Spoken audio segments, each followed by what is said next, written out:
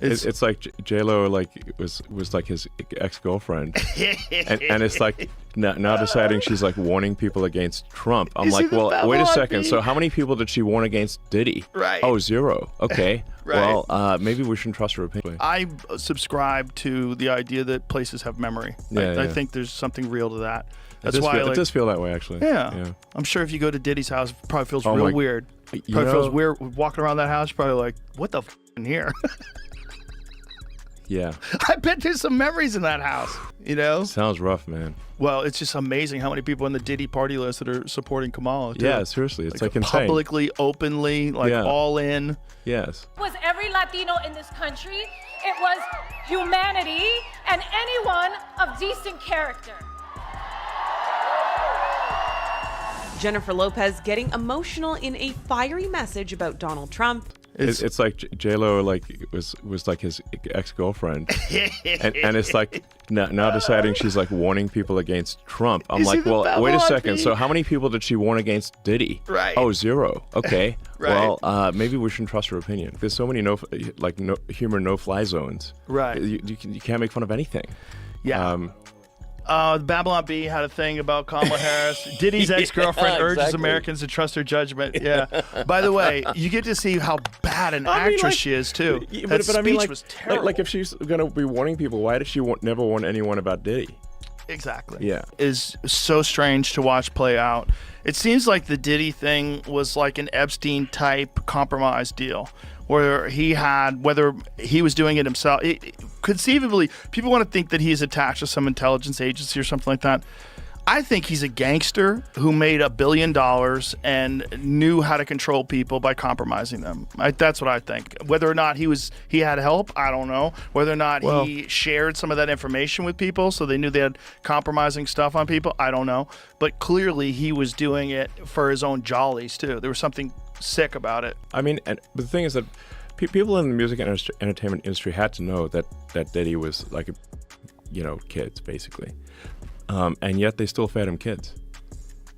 And like, where's the accountability? There had to be rumors. Exactly. Yeah, on that podcast. But like, who's feeding him the kids? Right. All of these big dick deviants is all catching hell in 2024. It's up for all of them. It don't matter if you Diddy or whoever you is. TG Jakes, any of them. All lies will be exposed. That's all.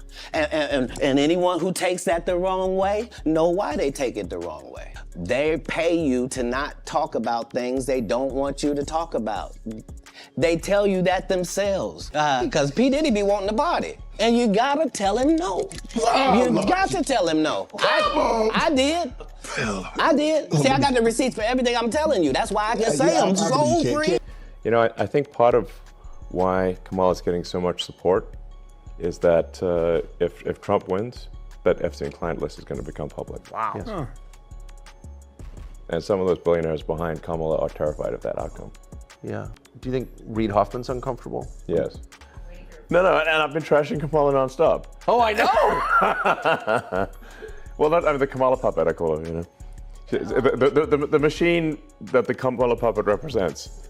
Yeah, she's irrelevant. I mean, she's not even... No, I made a joke, which I realized I deleted, which is like, nobody's even bothering to try to Kamala, because it's pointless. And I think it's one of the main reasons that they're fearing this guy, and he's absolutely right. And he said it.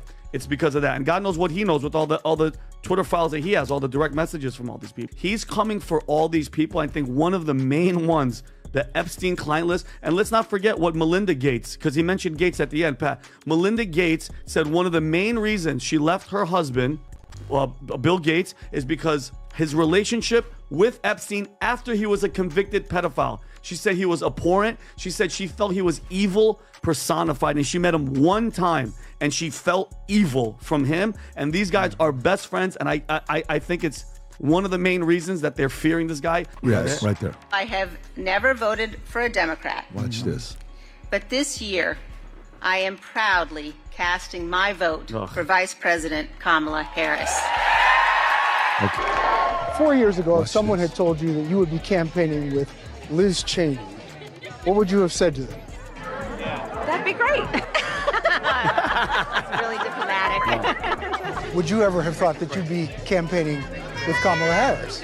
I hope that if you had said to me 4 years ago, our Constitution is going to be under and it's going to be crucial for the parties to come together and to support Vice President Harris because she'll defend the rule of law, I know I would have said that's exactly what I'll do. Dude. If he loses, I'm It does seem that way. You can't just be like, I'm like, how long do you think my prison sentence is going to be? Do you think? Will I see my children? I don't know. Because it's not like you can say, well, yeah, I maxed out to him, but, you know, I have no plausible deniability. When Elon Musk sat down with Joe Rogan, nobody expected him to drop a bombshell that would send shockwaves through both Hollywood and Silicon Valley. In just 3 hours, their conversation exposed what might be the darkest secret, linking P. Diddy, Jeffrey Epstein, and some of America's most powerful tech billionaires. What Musk revealed wasn't just controversial, it was potentially devastating for some of the wealthiest people in America. The innovation started innocently enough, with Rogan and Musk discussing energy and how certain spaces seem to hold memories. But everything changed when they began talking about P. Diddy's mansion. I'm sure if you go to Diddy's house, it probably feels real weird, Rogan suggested. Musk agreed immediately. Probably feels weird walking around that house. This wasn't just casual banter. It was the beginning of a conversation that would connect dots between Hollywood scandals, political campaigns, and what Musk called a compromised deal affecting the highest levels of power. The turning point came when they discussed Jennifer Lopez, Diddy's ex-girlfriend who has been vocal in her warnings against Trump. Musk didn't hold back. It's like J-Lo was his ex-girlfriend and she's now warning people against Trump. I'm like, well, wait a second. So how many people did she warn against Diddy? Oh, 0. The implication was clear. Her silence spoke volumes. After dating someone who's now facing serious allegations, her credibility in warning against others seemed questionable at best. And it wasn't just Musk who noticed. The conversation revealed how a satirical headline from Babylon Bee had perfectly captured this hypocrisy. Diddy's ex-girlfriend urges Americans to trust her judgment, but this wasn't just about celebrity hypocrisy. What followed was a disturbing comparison between Diddy and Jeffrey Epstein. According to Musk and Rogan, Diddy's operation resembled Epstein's alleged blackmail system, a compromised deal where powerful figures were potentially recorded in compromising situations. Whether he was doing it himself or had help, Rogan pondered. Clearly, he was doing it for his own jollies, too. There was something sick about it. Musk went further, suggesting that people in the entertainment industry had to know about Diddy's alleged behavior, especially regarding minors. The most chilling question came next. Who's feeding him the kids? This dark reality wasn't just limited to Hollywood. The conversation took an even more serious turn when Musk connected these scandals to current politics. I think part of why Kamala is getting so much support, Musk stated bluntly, is that if Trump wins, that Epstein client list is going to become public.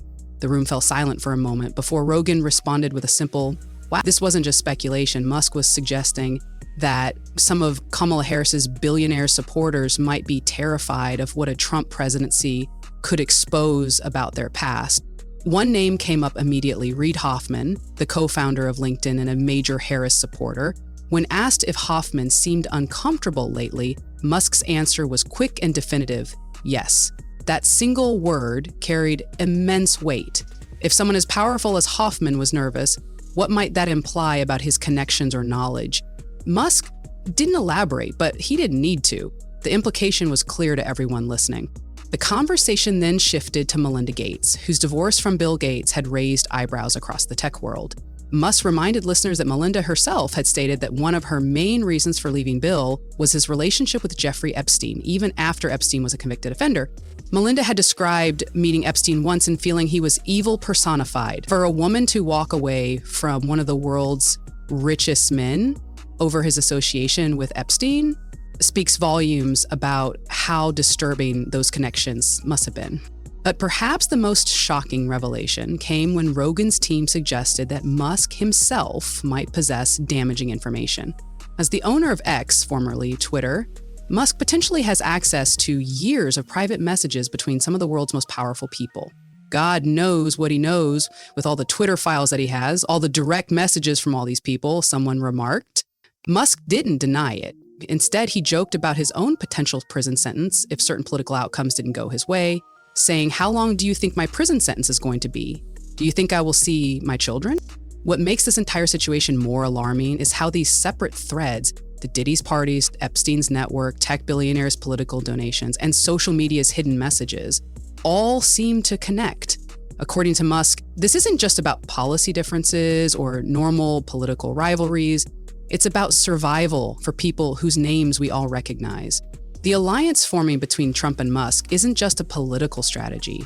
It's potentially about exposing what Musk called a machine that operates behind public figures like Kamala Harris, who he described as merely a puppet for larger interests. The conversation ended with Musk and Rogan contemplating the real stakes in the current political climate. It's not just about who wins an election, it's about whose secrets stay buried and whose get exposed.